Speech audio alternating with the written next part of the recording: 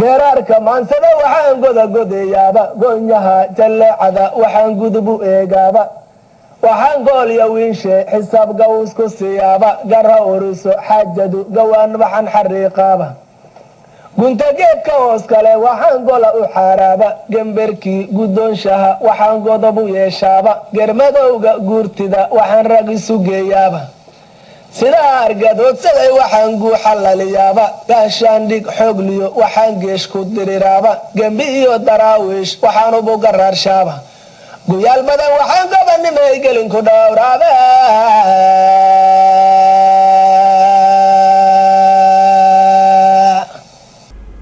qof walba markuu dhasho wuxuu ku dhashaa tilmaamo abuurkiisa guud ahaaneed ku dhafan waa tilmaamo qofka la koora oo ku talaalan aynu u badan tahay intuu nool yahay inay la socdaan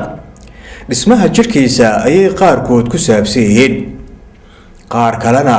awoodda garaadkiisa iyo imaankiisa ayay la xidhiidhaan taas macnaheedu wuxuu yahay dadka qofba si ayuu eebbuu abuuray ogaahaan waa la kala duwan yahay oo lama abuurin laba xagga muuqa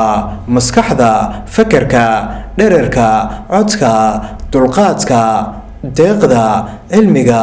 dabeecadda geesinimada fulaynimada samirka iyo naxariistaba isaga mida dadka qaar baa loogu badiyaa looguna deeqaa tilmaamaha wanaagsan ee ay bulshadu jeceshahay qaarkoodna dhibic yari kama soo gaadho laba walaala ah ayaa si walba u kala duwan mid baa dheer mid baa gaaban mid baa buuran mid baa caataa mid baa qurux badan midna waa foolxun yahay mid baa dheereeya oo dhasha gorayada caga ugu been sheegta midna diin gaboobay buu ka gaabiya mid baa dabeecad fiican oo ay bulshadu jeceshahay midna waa dabeecad xun yahay mid baa geesi ah oo boqol rag dhaba uga leexan midna wuxuu noqdaa geerayaal aan shimbiraha hubin haddii ay shabaxleeyaan mid baa deeqsi ah oo hadduu wax kala waayo awrku gurgur martidiisa u looga midna waa mudul qanduuc ah oo aan xuunshada uga kicin xagga waxbarashada mid baa warka macallinkii casharkaba durbadiiba laasima oo si wacan u weelaya midna waa magudbe aan waxba laga dhaadhicin karin sidaas oo kale awoodda maansuurintuna waxay ka mid tahay awoodaha uu aadanaha qaarkood ku dhasho qaar kalena aan haba yaraatee waxba laga siin macnaheedu wuxuu yahay gabyaanimadu waa hibo abuurka qofka ku milan waa awood uurka hooyo lagala soo baxo waa tilmaan ruuxa loogu deeqaa iska dareemo goor hore iyo isagoo aan weli qaangaadhin in badan baa la arkay gabyaa caan ah oo tixihiisii ugu horreeyey uu isku daway inaanu 10 guu dhammaysanin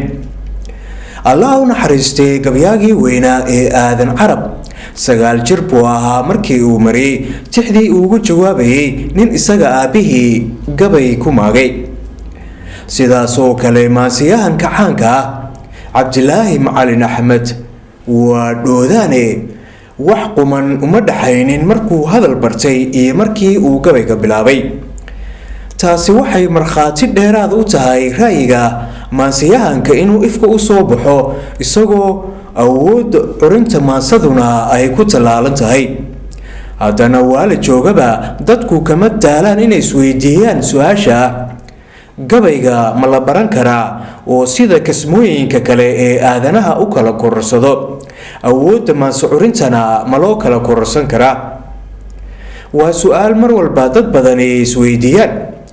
jawaabta su-aashaasi waa haa isla markaana waa maya waa haa oo guud ahaan jacayl aada haddii aad maansadu hayso marka tix cusub lagu mariyo haddii aad wada qaybi karto ama inteeda badan aad ku celcelin karto kolkaad sheekaynayso haddaad is aragto adigoo tixa maanso ku maahmaahaya haddii aad wax badan ka xafidsan tahay maansadii raggii hore isla markaana kuwa kula xilliga ah wax soo saarkooda magacyadooda iyo nin walba inta gabay ee uu leeyahay aad garanayso haddii aad iska dareento inaad leedahay awood kala sooci kartaa tixa hagaagsan midda dhexdhexaadka ah iyo midda liidata. haddii meerisyada deelqaafka isla markiiba dhegtaada dareemi karto intaasoo awoodood haddii aad isku aragto waxaad u dhowdahay inaad tirin karto maanso aan deelqaaf lahayn, maanso aan meerisadeeda kala dheereen. inkastoo arrintu sidaa tahay oo dadka qaarkii ay dadaal iyo barasho awgeed wuxuun maanso ay salsalbaabaan, haddana marnaba lalama simi karo maansada ay hibadu soo saarto. maansiyahanka hibada u leh tiis waa isku xidhan tahay, ujeedadiisana si buuxda ayuu u soo bandhigi karaa. meerisyo tiro yar oo markiiba la qaybi karo ayuu dulucdiis u xambaarshaa. wuu ku garnaqsadaa, wuu isku difaacaa, wuu ku faantamaa, wuu ku caytamaa, wuu isku ammaanaa, mararka qaarkoodna laba qolo ayuuba foodii soo geliyaa. ha yeeshee midda barashada lala kaashadaa way kala dalooshaa, oo inkastoo la dhoodhoobo haddana qaybaheeda ujeedadii loo marshay dhadhan macaan iyo shiiqsi dambe ma yeeshaan.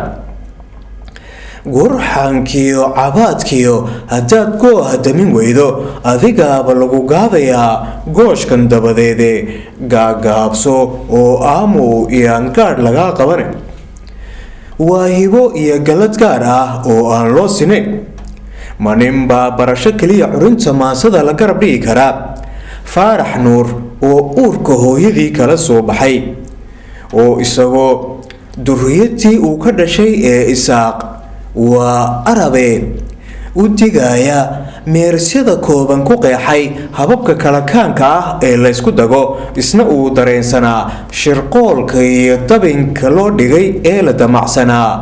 in lagu cadaajo laguna xayndaabsho, isla markaana xaqoodii iyo xeerkoodiiba la doodsiyo. waxayna ahayd madal loo waabay in lagu heshiisiiyo ciidagale iyo arab.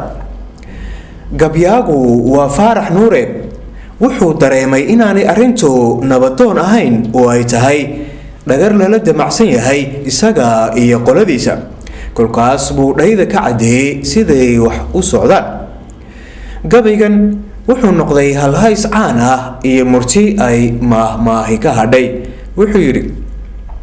qayraxda xaggee lagu wadaa qadowga meeraysa, qaandhaawahoodii maxaa qoriga loo siistay, maxaa qaalmahoodii rasaas loogu wada quudhay, qosol beena fool wada qayaxan, qiil aan garanayo, booraan afkii laga qafilay qabarna hooseeyo, qunsur oodan shabaq laysku qubay, qoolad iyo xeelad, khiyaanada halkaas turqan oo aan qun uga soo jeedo, doqon baa halkii lagu qatali qoorta soo dhigane, maanaa mindiya lay qarshaa laygu qali doone, sidee baan qombooshaha u cunaa qabaska waabayda. allah u naxariistay gabyaagii weynaa ee aadan carab ayaa gabayadiisii mid wuxuu inagu baray inay maasucurintu hibo tahay. wuxuu iska difaacayay niman si wada jir ah gabay ugu soo weerari jiray, isagoo ugu baanayay curinta maansadu inay tahay hanti si gaara isaga loogu xudumay iyo maqaadiir uu isagu leeyahay oo sidoodoo kale bowsi iyo barasho aanu ku helin. inkastoo midhaha laga siin iyo madasha luuqdayda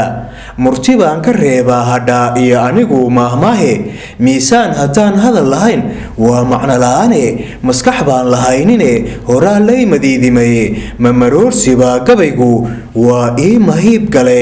maa layga maasho haddaan layga maarmaynin, mulki baan u yeeshaye maxaa lay marsii waaye, maskab kuma qabee jeer miyaan laygu magacaabin, waa maxay dadkan u muhanayaa meheradaan haystay, amba kama mahoobiine tolkay maansada badane masar iyo khartuunna uma tegin, mana masaafurine kamana mudanin, sheekh ii marshaa oo macriifay dheere waan mihindisaye, iima dhigin macalin yeedhshaay ee waa shay maqaadiir ku yimido aan yaro maamulaaye, showduul maseer ugu dhintay madadkan laysiiyey. in ka badan 100 sano ka hor ayay ahayd kolkii uu salaan carabey tiriyey gabayga ilaa iyo maanta soomaalida maankeeda ka goy waaye. haddaad dhimato geeridu marbay noloshu dhaantahay, dhaqashiya marbay kaa yihiin dhereg xaaraane, dhadigaasho waa ceeb inaad dhabagsataa meele, dhadhan ma laha aadmigu wuxuu kugu dhaliilay, nin dhirbaaxa quudhay dugsaday dhaqayadeed maaliye, dhashaaday sugtaa xaajadaad dhowrataa abide. maansiyahankii reer ciideed waa saahid qamaane ee hibada hal abuurka maansada ilaahay ku galaday. miyaa lala simi karaa nin curinta maansada hadbaa laba eray isku duwaya, oo kolkii nin reerahooda ugaas u ahaa oo inta maamulkiisii la saluugay dadkii u talinayay ay tala kaga dhammaatay in maamuuska boqortooyo ay ka xayuubiyaan oo aanu dib dambe dhuubka ugaas ugu xaragoonin. haddaba gabay uu saahid maalintaasi mariyey aad ayuu ugu fiday soomaalida dhexdeeda. waa gabay intuu si xad dhaaf ah caan u noqday, saahidna magac iyo maqaam weyn gaadhsiiyey. wuxuuna ku soo gabagabaynayaa tudocyo sinaanta ragga muujinaya, mudana tixgelin iyo qadarin inuu raggu kala helo.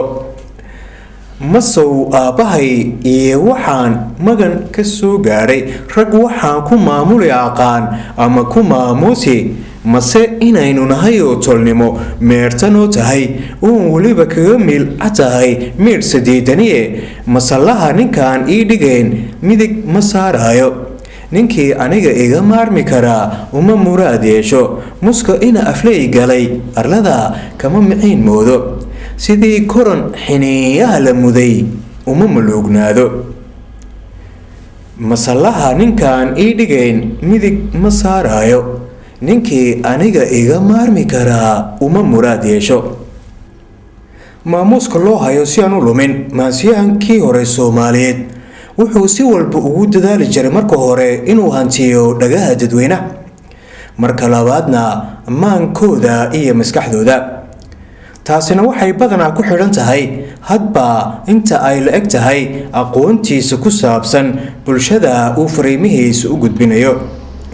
qaybta suugaaneed ee maahmaahda lagu magacaaba waxay ka mid tahay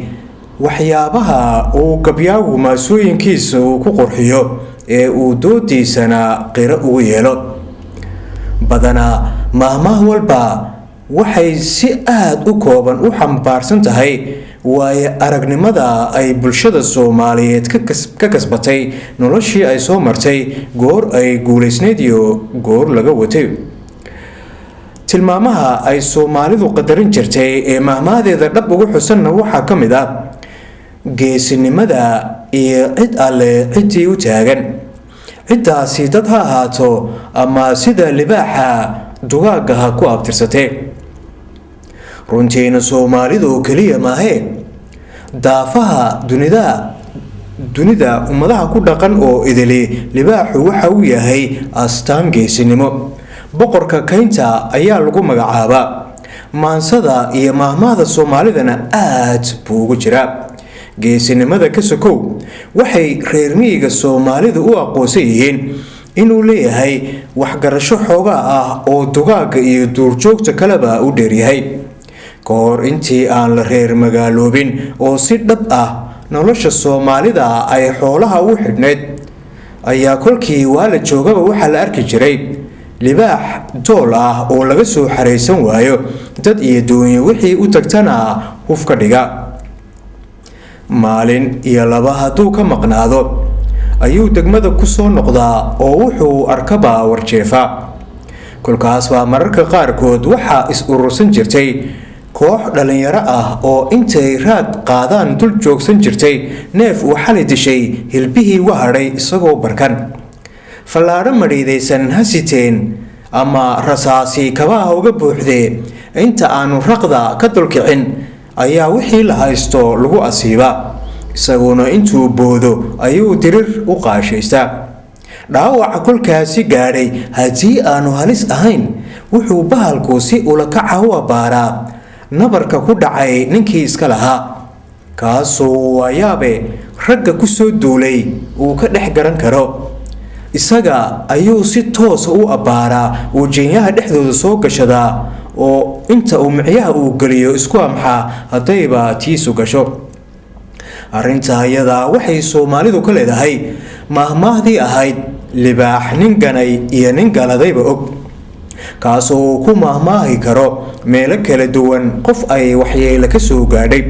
ha yeeshee si gaara maanka ugu haya waxyeelayntiisa ciddii ugu dareyd ee u xidada siibtay. haddaba 1922 ayaa waxaa gabi tiriyey nin reer xare dheere ahaa oo la oran jiray faarax cismaan oo faarax gabay loo yaqiin, kaasoo dhinacyo dhowra ka tirsanayay gabood fal badan iyo gulufyiis daba joog ah oo aan loogu turin duuddheertana uu kaga jabay. gabaygii uu waagaasi tiriyey oo madax dhulka cesheed iyo goodiba isugu jiray, intii aanu ka farxalan ayay la noqotay inuu carabka ku dhufto tabaalihii loo geystay. looma wada sinayne nimankii ugu daraa ee halakayntiisu horumaray. aar dhaawacan inuu yahay ayuu isu arkay, kolkaas buu intuu mahmaahdaasi xusuustay u adeegsaday tuducyadiisii dhaarta ahayd ee gabaygiisa ku jiray. libaaxuba nin ganay waa yaqaan guutada u timide, gebilkiisa nabarkii ku dhacaa geerti loo dhimay, hadduu soo gadaal kaco aasuu nolol cid gaadhsiiyo, gashigiisa wiilkii qabuu fooda geliyaye. soomaalida reer miyigahi waxay kaloo qabtaa dabeecad ahaan libaaxu inuu laba jaad yahay, mid aamusan oo jaanqaadka mooye aan shanqadh kale lahayn. sida loo joogo ayaa laga war helaa isagoo xoolihii ku dhex jira, mar horena qaar uu calooshiiba kala baxay, meel walbana uu uusku daadsan yahay. nooca kale waa midka hiinraaga badan oo kolkuu gaajoodo wacdaarahna maagan yahay aan afka isku darin. labadaas jaad ee libaaxu kala yahay ayay soomaalida xoololeydihii kala doorbida. kolley iyo kolley haddii aan la hurin waxay roonaan ku sheegaan midka soo hiinraaga oo inta la maqlo laga tabaabushaysto, ooda laga dheeraysto, dab laga shito oo si walba loogu sii tabaabushaysto. waxay dhab u necab yihiin cabaadka xoolaha oo keliya midka lagu dareemo, wuxuu dili lahaa markuu dilo oo qurana lagu hambaabiro. macnahaas ayaa waxaa jeclaystay dabadeedna gabay ku darsaday maansiyahankii caanka ahaa ee la oran jiray cabdilaahi macalin axmed goodaan. haddaan reer gudeer ku adkayn dagagar mooyaane libaaxii dinaasheeciya waaba kuu digay, markaasaa dudada oodataa oo dab shidataaye, marse hadduu duleedkaaga yimid jiilalyana hayso, isagoo dibnaha kaa xidho maalka didinin, wurdadaqalka leelkii ah iyo duhurka mooyaane intaad dibadda joogtaba hadduu daf soo odhan waayo oo duunyadii eber ka dhigo ama uu dadkaa laayo, labada aarka dalandoolaya ee aamusaa daran. dadkii hore reer miyiga waxay sheegeen marar badan inuu bahalka maagga iyo dhibaatada dadka u dulqaato, kolkol halkuu joogo inta lagu soo doonto uu weliba la tuuriyeeyo lagana cadhaysiiyo, inuu haddana goobtaba isaga dhaqaaqo isagoo aan cidna waxyeelin, wixii lagu falayna aan ka afeef qaadan. hase ahaatee haddii aan intaasi loogu hadhin oo lasii dabagalo,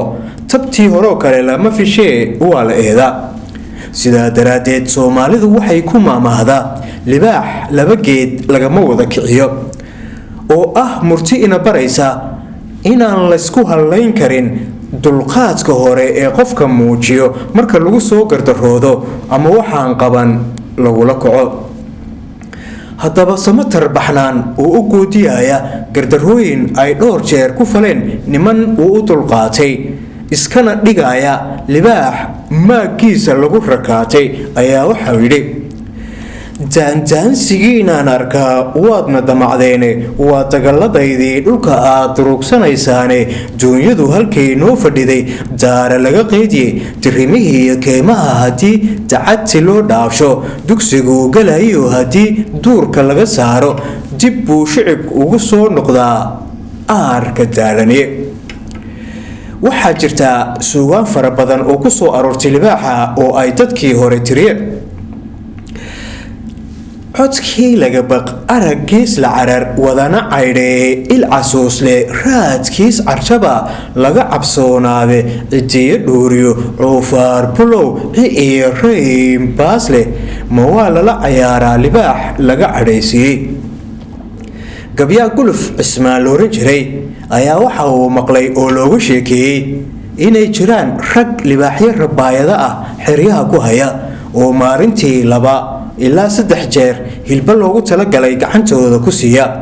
intay weliba madaxa u salaaxaan mar fadhiisiya marna kiciya way baratamaan oo haddana ciyaar iyo kaftan bay lagdamaan taasi inaysan geesinimo ahayne ay kolley xeelad iyo xirfad tahay ayuu guluf ka badan waayey kolkii uu maankiisa iyo maskaxdiisa la kaashaday tix gaaban ayuu kolkaasi tiriyey wuxuu yidhi